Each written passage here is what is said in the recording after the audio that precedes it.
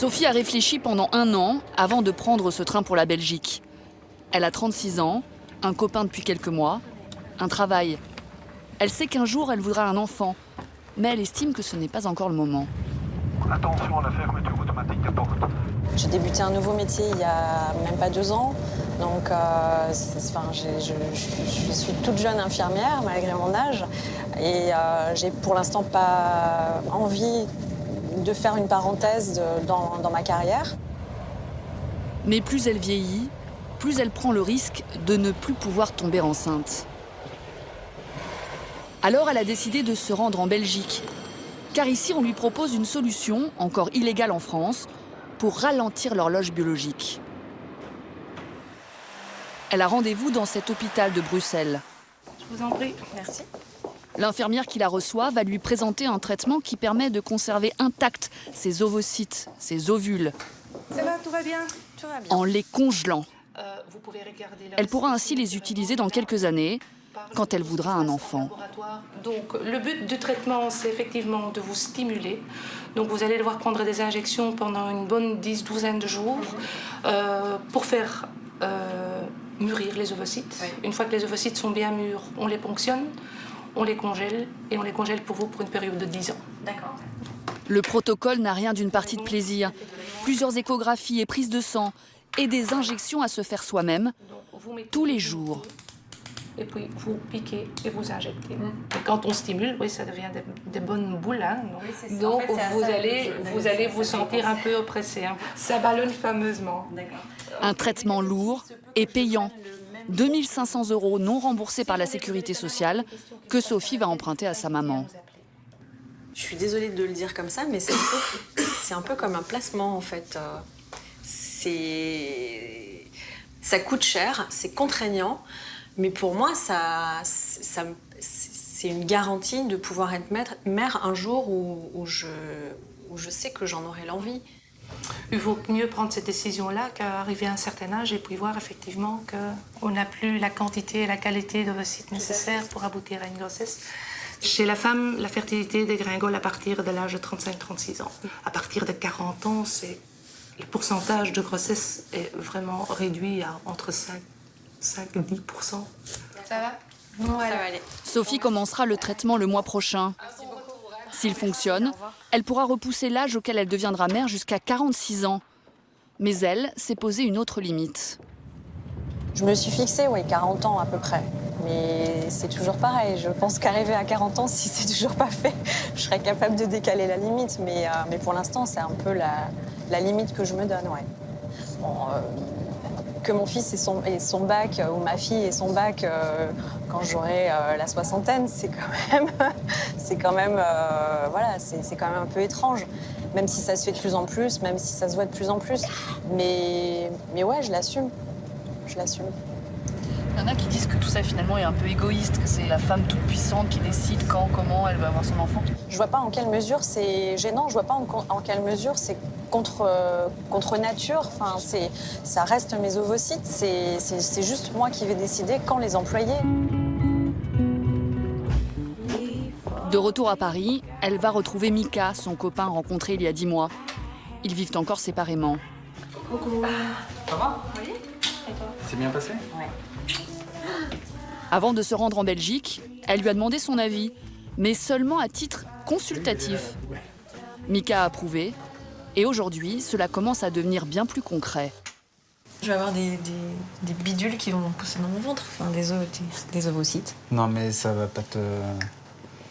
Ça va me comprimer. Enfin, ça va pas être, je vais pas avoir un gros bide, mais je vais avoir, mon ventre va être un peu plus gonflé, ouais. C'est la seule conséquence, c'est je vais pas tomber enceinte, hein, je vais pas avoir un ventre de femme enceinte. Ok. Tu vas voir. Mika a 32 ans, pas d'emploi fixe, et il n'envisage pas encore de devenir papa. C'est des prix fixes. Alors il a vécu comme un soulagement le fait que Sophie repousse à plus tard une éventuelle grossesse. Vous seriez tombé sur une fille qui vous disait il faut avoir un enfant tout de suite là maintenant, vous auriez pris peur? Je serais peut-être parti en courant. Ah, mais c'est pas moi, elle me regarde pas. Ouais, effectivement, ouais, ça peut faire peur à un homme. Je veux dire, on arrive, ouais, je veux un enfant tout de suite. Mais vous pensez que cet enfant, vous l'aurez avec Mika? Je sais pas. Je sais pas. Et il sait que je le sais pas, et lui sait que je le sais pas non plus. Enfin... On verra. En France, les femmes ne sont autorisées à congeler leurs ovocytes que si une maladie risque d'affecter leur fertilité. Le faire pour convenance personnelle reste interdit, à la différence de la Belgique, l'Italie, la Grande-Bretagne ou encore l'Espagne.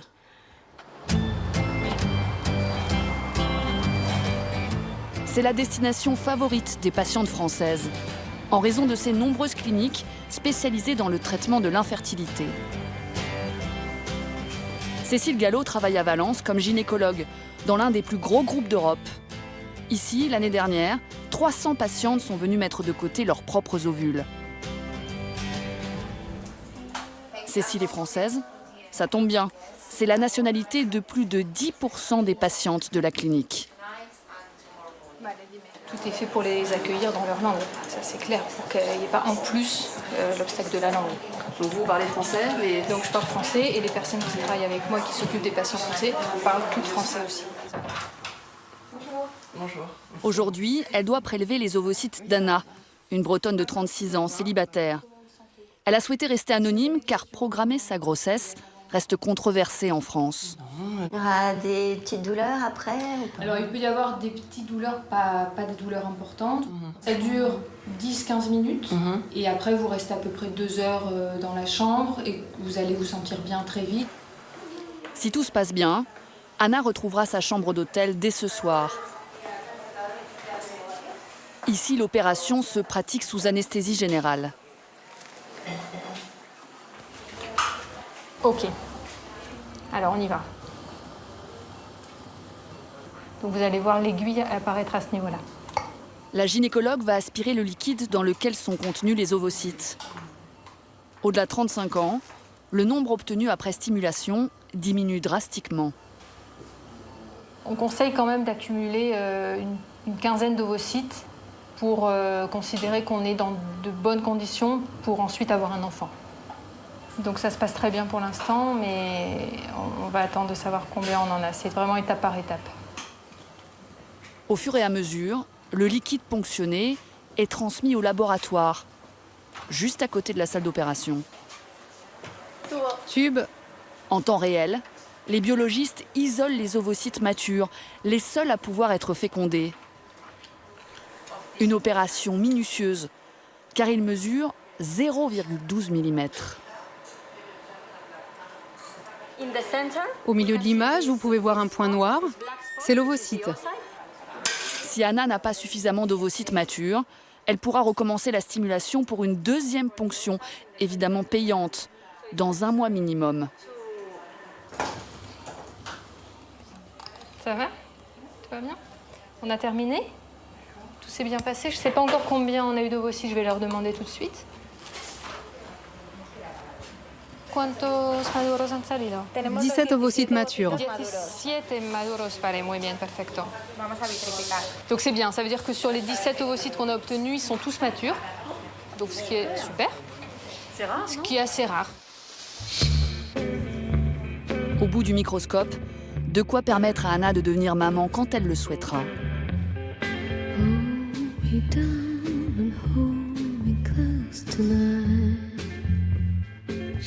Magie de la médecine ou dérive de la science? En Espagne, la loi ne pose pas d'âge maximum pour l'implantation d'embryons. Est-ce que vous fixez une limite? Est-ce qu'une femme, grâce à ces techniques, peut être mère à 55 ans, 56 ans? Techniquement, oui. Bien sûr qu'encore une fois, on réfléchit à ce qu'on fait et on met une limite raisonnable compte tenu des risques qu'on prend pour les patients. Donc mettre une limite à 45 ans, 46, 47 ans, ça paraît raisonnable, voire 50 ans, quand la santé de la patiente avant de mettre en route la grossesse est parfaite. Mais il n'y a pas de question morale, vous ne vous dites pas c'est trop vieux pour une femme d'être maman à 50 ans? Il peut y avoir des questions morales. Après, encore une fois, c'est pas forcément au corps médical de mettre les limites sur le plan moral. Ce sont des questions de société et c'est à la société de répondre à ces questions-là. Les ovocytes d'Anna ont été congelés dans de l'azote liquide à moins 196 degrés. On appelle ça la vitrification. Une méthode qui les garde intacts aussi longtemps qu'il le faut. Anna, elle, a payé pour qu'ils soient conservés pendant 5 ans dans ces grandes cuves.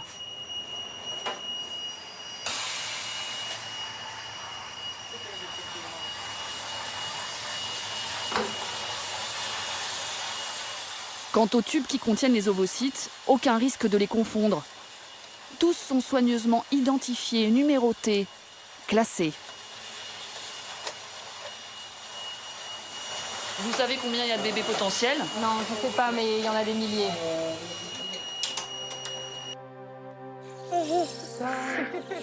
Et les bébés potentiels deviennent parfois bien réels. T'as vu le petit chien, Hugo? T'as vu le petit chien? Florence, 39 ans, C'est bonhomme d'amour. est une maman comblée grâce à Hugo, né il y a 1 an. Sans la congélation de ses ovocytes, elle n'aurait peut-être jamais eu d'enfant. T'as vu ton petit dragon? Bonjour, monsieur Hugo. Il y a 4 ans, elle fait face à un dilemme. En couple avec un homme qu'elle n'aime plus, elle n'arrive pas à le quitter, par peur de passer à côté de la maternité. Un bébé. Si je romps maintenant, il va falloir tout recommencer au départ.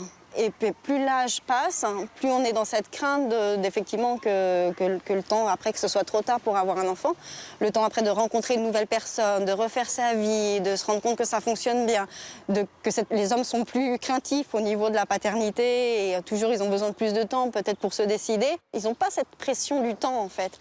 Et je pense qu'au contraire, ils disent « Bon, attends, il y a le temps, on va laisser passer, on va aller voir comment fonctionnent les choses et on verra bien dans quelques années. » Mais dans quelques années, ces années-là, moi en tant que femme, je ne les ai pas ces quelques années.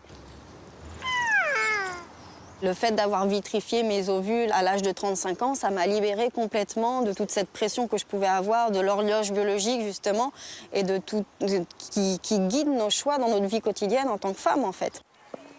Quand elle a su qu'elle pouvait congeler ses ovocytes, Florence a finalement quitté son compagnon de l'époque. Installée à Séville depuis 8 ans, elle est infirmière spécialisée dans les questions de fertilité, ce qui a évidemment simplifié sa décision. Peu de temps après, elle va faire une nouvelle rencontre. Il est où, papa? Regarde. Ah, il est où, papa? Salut mon bonhomme! Un bel Espagnol, Eduardo, avec qui elle aura Hugo. Viens mon petit bonhomme. Entre. Je ne voulais pas d'enfant à tout prix, pas avec n'importe qui. Je voulais quelqu'un de spécial. Et elle est spéciale. Est-ce qu'elle vous a dit qu'elle avait fait congeler ses ovocytes? Oui, je le savais. Ça ne m'a pas posé de problème. Au contraire, je trouve ça super de pouvoir utiliser les technologies d'aujourd'hui.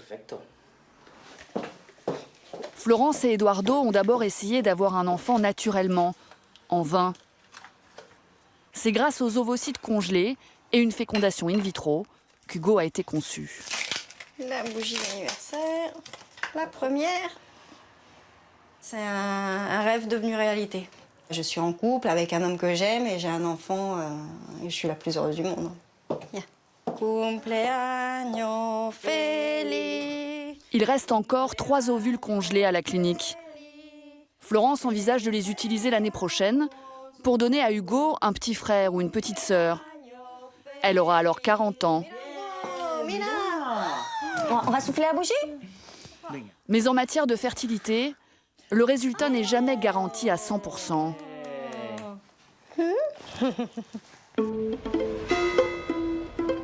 Quatre mois après notre première rencontre, nous retrouvons Sophie, la jeune femme qui envisageait de faire congeler ses ovocytes en Belgique. Comme prévu, elle a suivi le protocole de stimulation, injection quotidienne, échographie, effets secondaires. Mais au bout de 15 jours, aucun ovocyte n'avait la taille requise pour être prélevé. La ponction a été annulée. C'est une grosse déception. Ouais, c'est une grosse déception. Ouais.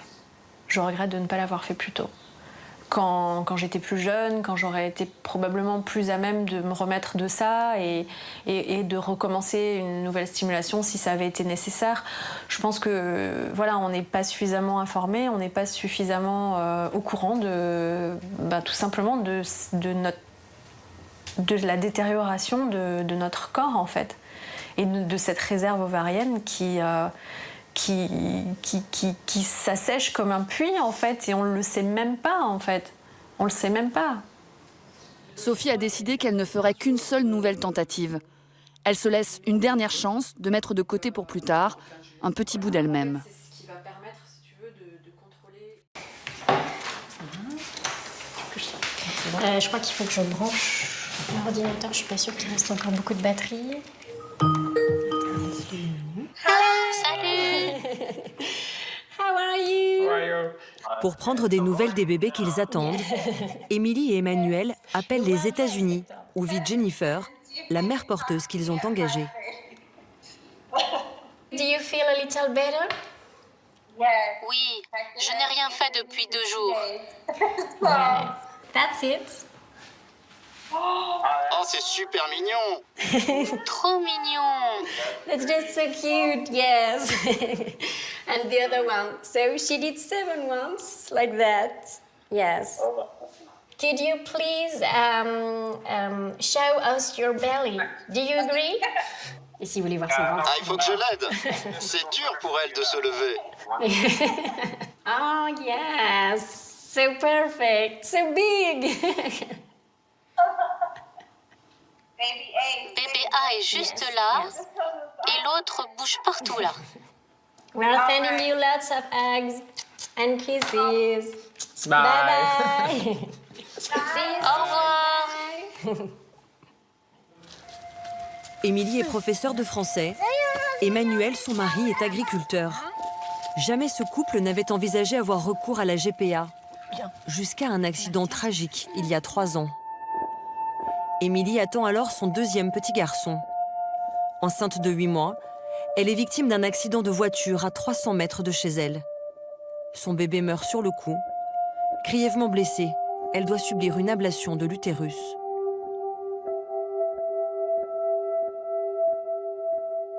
C'est le ciel qui nous est tombé sur la tête, là.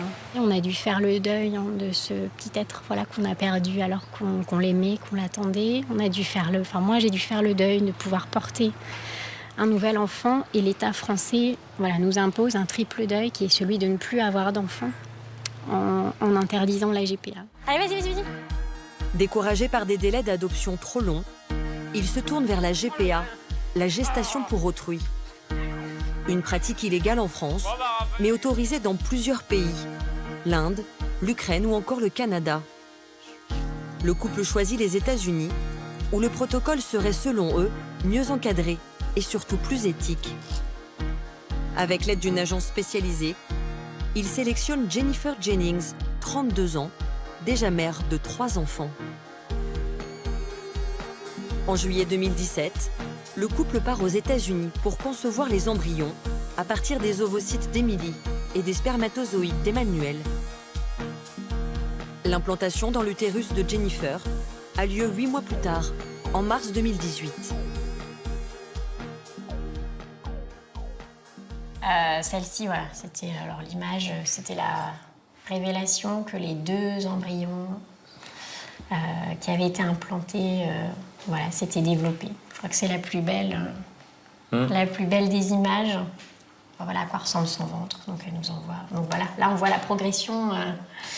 25 semaines, celle-ci. Depuis, ils vivent une grossesse à distance qu'ils tentent de faire comprendre au futur grand frère, Raphaël, 5 ans. Tu me coupes un petit carré au chocolat. La poche à bébé à maman, elle est cassée, la poche de bébé à maman. On lui a expliqué que donc moi je pouvais plus porter d'enfants, mais qu'on pouvait toujours donner nos petites graines. On sait que la situation elle est plus complexe que si j'avais porté les enfants, ils les auraient vus, ça aurait été plus simple.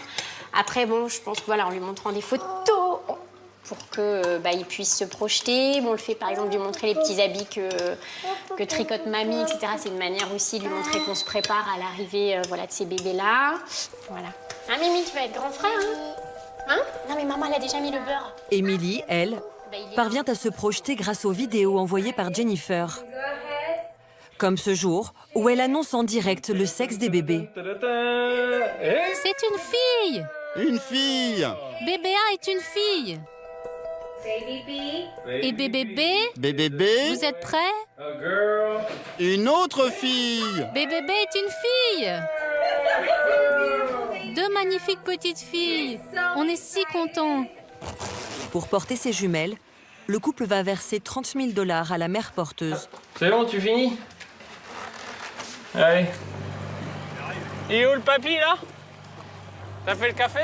Oui, j'ai fait le café. Ce que certains considèrent comme une location de ventre, une marchandisation du corps, n'a jamais fait débat dans cette famille, tant pour le frère d'Emmanuel, Olivier, que pour sa mère.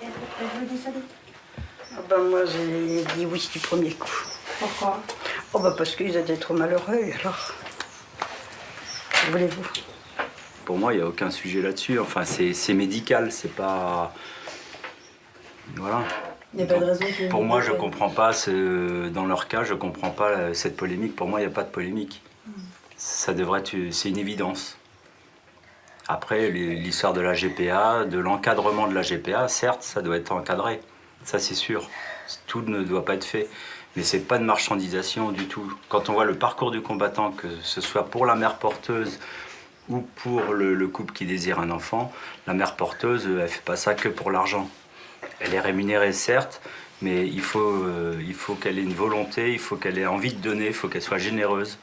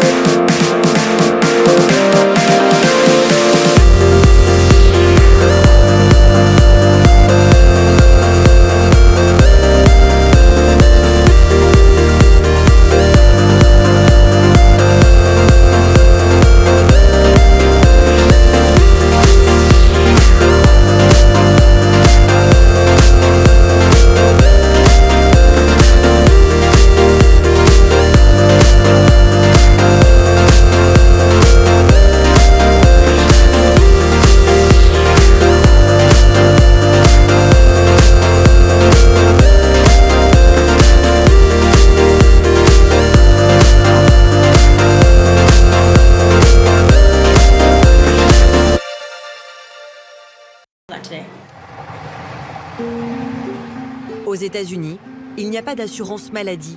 Les frais médicaux sont à la charge du patient. En plus des 30 000 $ qu'ils versent à Jennifer, Emily et Emmanuel ont dû souscrire une mutuelle à 400 $ par mois. Ils donnent des coups, là?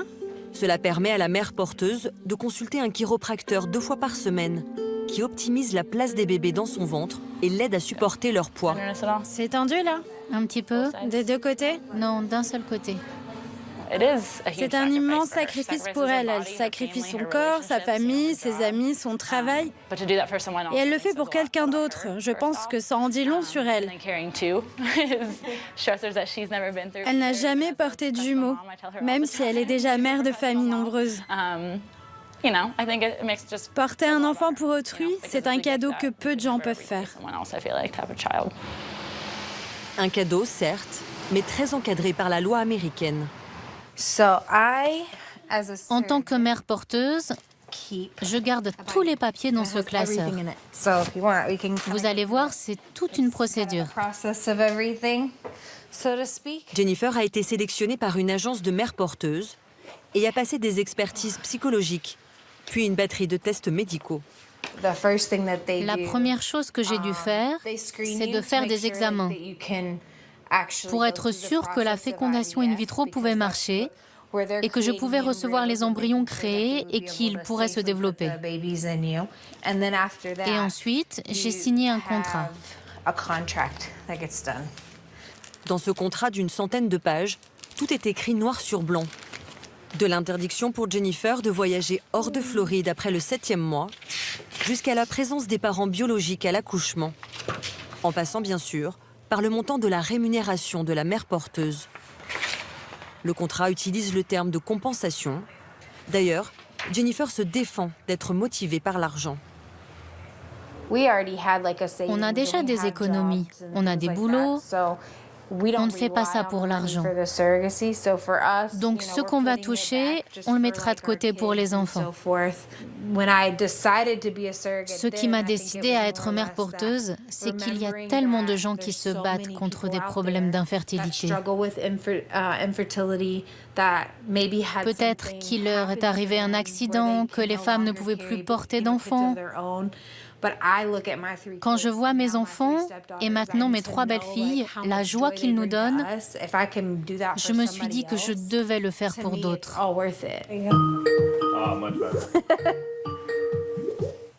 Bonjour!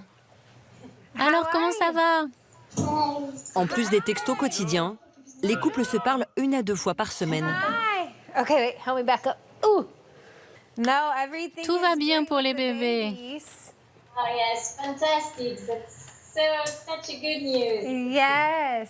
Il y en a une ici et l'autre ici. We would like to give your first name, Jennifer, to as middle names of both of our twins. Quoi? I don't want you to cry. Oh, merci. Je ne m'y attendais pas du tout. Merci. Does the doctor have an idea of the date of the delivery or not? Yes. J'ai eu des contractions hier. Yes. Oui. Elles étaient espacées d'1 heure, 1 heure et demie. Donc même si le docteur pense que je vais tenir jusqu'au bout, moi je ne pense pas. We will try to come, or next week, or the following one that we will come. We miss you guys. We miss you. Nous aussi, vous nous manquez. Bye. Bye. 8 jours plus tard, les choses se précipitent. T'es impatient, mon Mimi? Oui. De voir les bébés? Émilie et Emmanuel ont quitté la Normandie pour l'aéroport de Roissy en catastrophe. Jennifer était à la maternité. Elle a perdu du sang et les contractions s'intensifient. Ils ont reçu cette vidéo il y a 6 heures.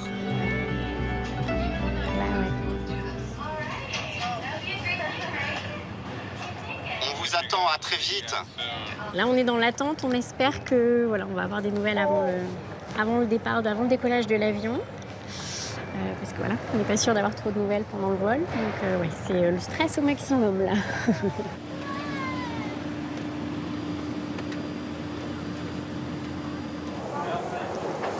1h30 plus tard, arrivée à Londres pour une escale de 7 heures. Non, il n'y a pas de nouvelles.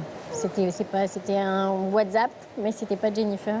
7 longues heures d'attente, durant lesquelles ils ne vont pas lâcher leur téléphone. Leur message reste sans réponse. Alors malgré le décalage horaire, Émilie, inquiète, décide d'appeler Hector. Hi. Allô? Hi, Hector. Salut? Hi, it is Emily. We are worried. Do you have some update? Non. Elle a toujours des contractions.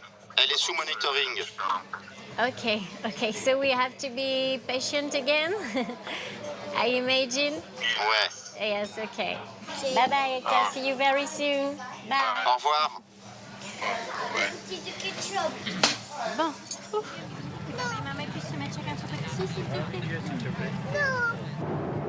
En fait, leurs filles vont naître pendant qu'ils survolent l'Atlantique.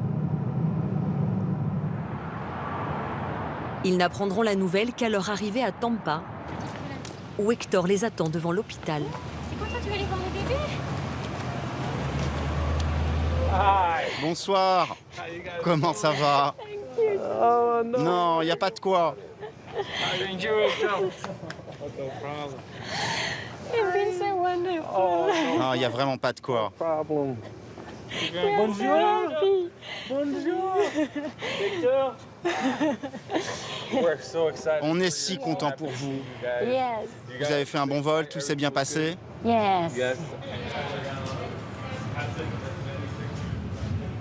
Ouais, on va voir Jennifer.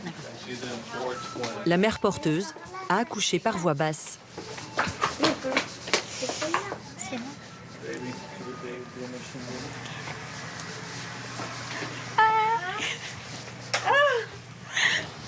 Thank you so much. You're incredible.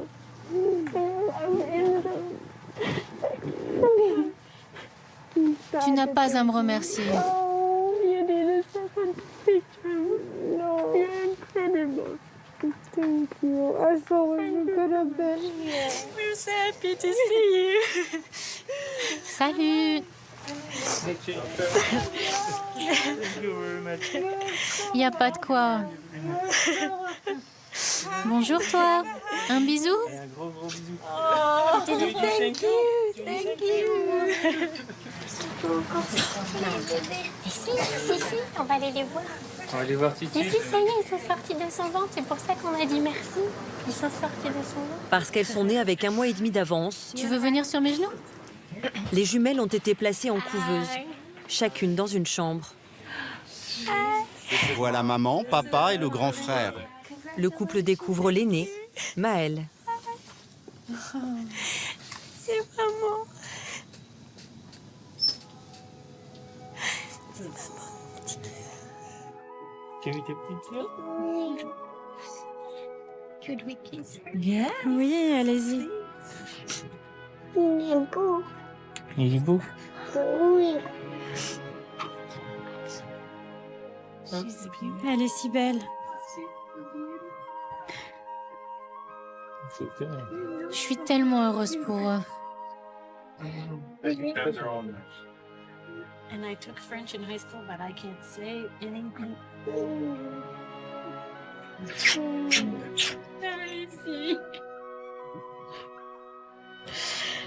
Ici, oui. Oh. Elle est toute belle. Coucou, c'est maman. C'est maman et papa.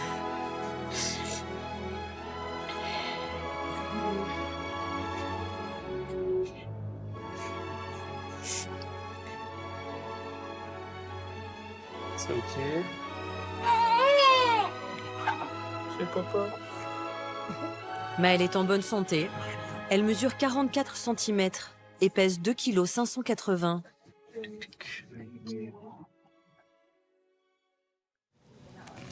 Dans la chambre d'à côté, Pauline, 2 kg 680, tout aussi en forme que sa jumelle. Yes, sure. Coucou. Coucou. C'est maman. Coucou. Ouais, elle a plus de cheveux. Yes. Ouais, beaucoup plus de cheveux que sa sœur. Est-ce que tu les trouves belles? Oui. Ouais.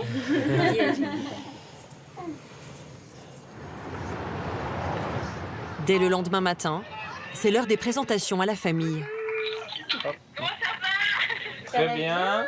On vous présente la petite Maëlle. Hop, Voilà, petite Maëlle.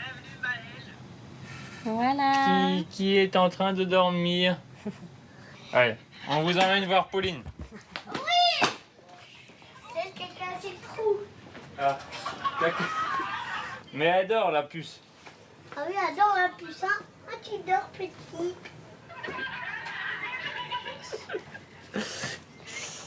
Donc voilà.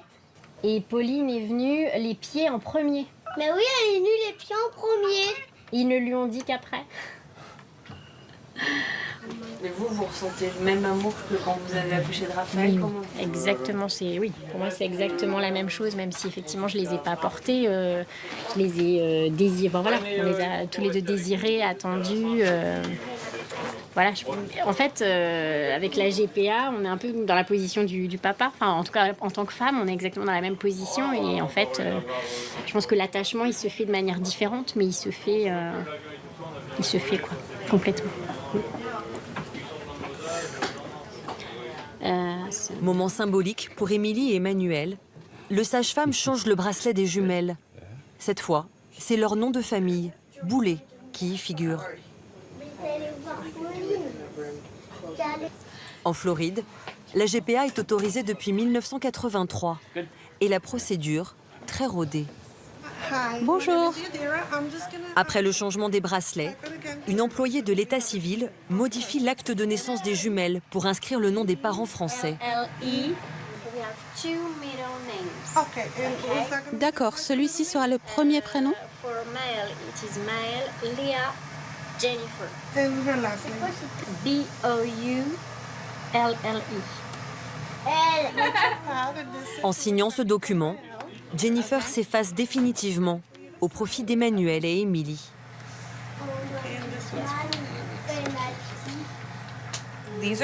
Ce sont leurs bébés. Je leur ai juste donné naissance. Donc ce document leur permettra de ramener leurs enfants à la maison. Ça ne me dérange absolument pas. Je pense qu'on va rester en contact longtemps. Je pourrai les voir grandir. Pour moi, c'est juste une formalité. Parfait, merci. Félicitations à tout le monde. Bonne journée. Aux yeux de la loi américaine, Jennifer n'a aucun droit sur Maëlle et Pauline, même si à ce stade, elle semble les connaître mieux qu'Émilie. Comment vont les filles? Well, very well. Yes. Pauline doesn't want to wake up. Non. Ah bon? C'est parce qu'elle aime bouger la nuit. Je me disais justement que ça faisait bizarre de ne plus les sentir bouger.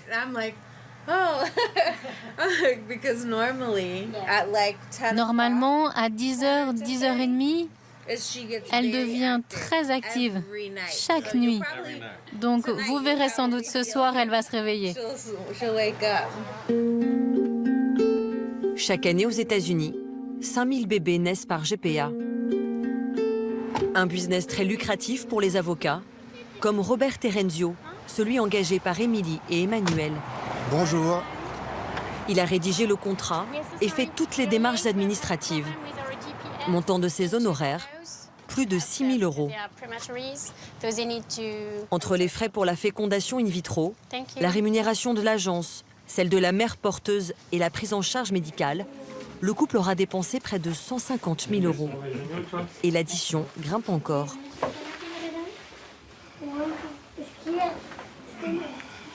Il y a des frais que je dois payer à l'administration pour avoir les certificats de naissance. Pour passer devant le tribunal, je dois payer 400 $ à la cour.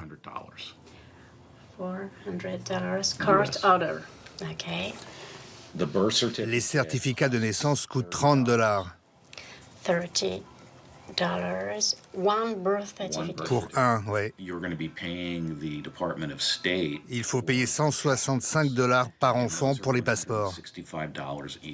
Là, on est à la fin du processus, mais bon, dès qu'on m'annonce une somme supplémentaire, on se demande si on va réussir à... Nous, on finance notre GPA avec l'indemnisation de l'assurance liée à mon accident, qu'on n'a pas encore touché. En fait, on a touché simplement quelques avances. Donc, en fait, ça suffit pas du tout, quoi. Donc, on a emprunté à nos proches, un petit peu à droite, à gauche. Donc, c'est vrai que ça nous met dans une situation financière assez délicate. Thank you very much. Au revoir. Au revoir. 3 jours après l'accouchement, Jennifer est autorisée à quitter la maternité. L'heure de la séparation est venue.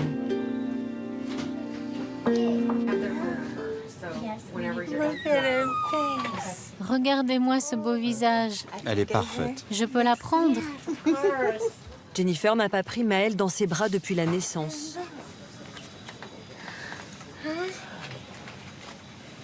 Bonjour. Elle est parfaite. Ouvre tes yeux. Dis bonjour. La lumière est allumée. Bonjour, Pauline.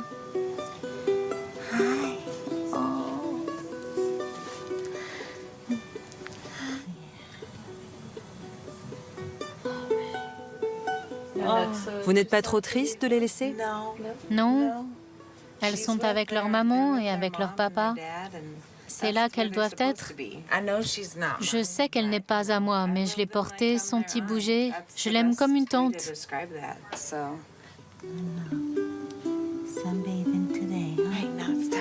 Allez, je dois y aller. Ils ont prévu de se revoir dans une dizaine de jours, avant le départ des jumelles pour la France. Thank you, Jennifer.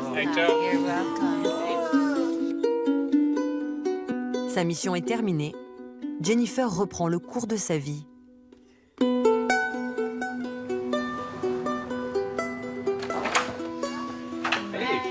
Salut! Et son rôle de mère de famille nombreuse. Bonjour. Allez, va prendre ton goûter.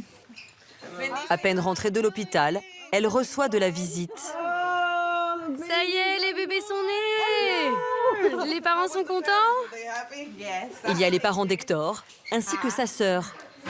Une réunion de famille un peu surréaliste. Ça, c'est le grand frère, vous voyez? Hector raconte l'accouchement et les premiers instants des jumelles, comme il l'aurait fait pour ses propres enfants. Et tout le monde s'extasie sur les photos. On dirait une poupée. La GPA semble ne poser problème à personne. Et là, c'est Pauline. Sauf peut-être à Marisol, la sœur d'Hector. Moi, je n'aurais pas été capable d'être mère porteuse. Je n'aurais pas géré la séparation. Les sentir grandir à l'intérieur de moi, les sentir bouger. On est connectés, donc être séparés et ne plus les revoir, ça aurait été trop difficile. Je suis un peu triste, mais je sais qu'elles vont aller dans leur famille, où elles grandiront et seront heureuses.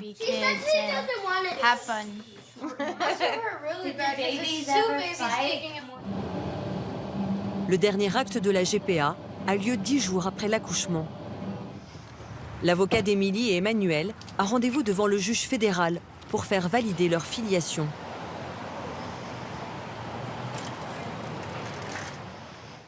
Bonjour, Votre Honneur.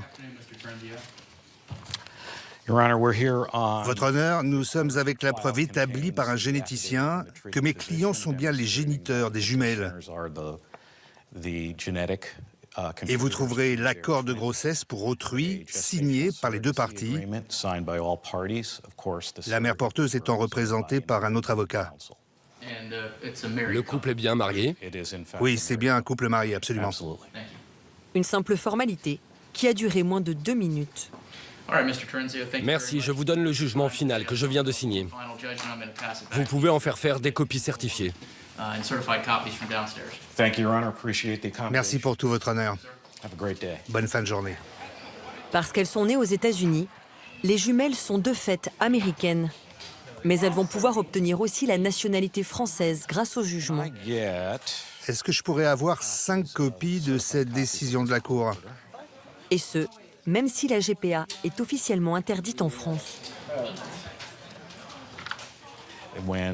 Quand ils vont présenter ces jugements en France, ils vont pouvoir faire enregistrer les enfants. Ils demanderont au gouvernement français une reconnaissance de ces actes de naissance.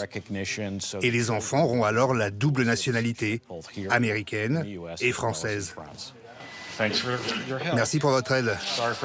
En revanche, comme Émilie n'a pas porté les bébés, en France, elle ne sera pas considérée comme la mère des jumelles, ce qui devrait lui poser des problèmes dans toutes ses démarches administratives. Mais un arrêt de la Cour de cassation, attendu la semaine prochaine, pourrait finalement reconnaître le statut de parent à tous les couples ayant eu recours à la GPA. Ah, bonjour. Bonjour. Bonjour, Robert. Hi, nice to meet you. Well, she's opening her eyes. Elle a ouvert les yeux. I'm going to leave a copy. Je vais vous laisser une copie du jugement. Je vais envoyer une autre copie à Jacksonville pour avoir les certificats de naissance. Et quand les filles sortiront de l'hôpital, vous pourrez demander les passeports. Thank you very much. Thank you.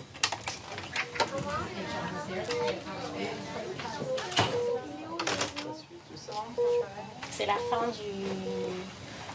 d'un long périple qui n'a pas été de tout repos, mais qui pour nous a été salvateur en tout cas. Ça nous a permis de pouvoir fonder la petite famille dont on rêvait. Et puis le début d'autre chose. Et le début, le début d'une longue histoire à écrire avec elle.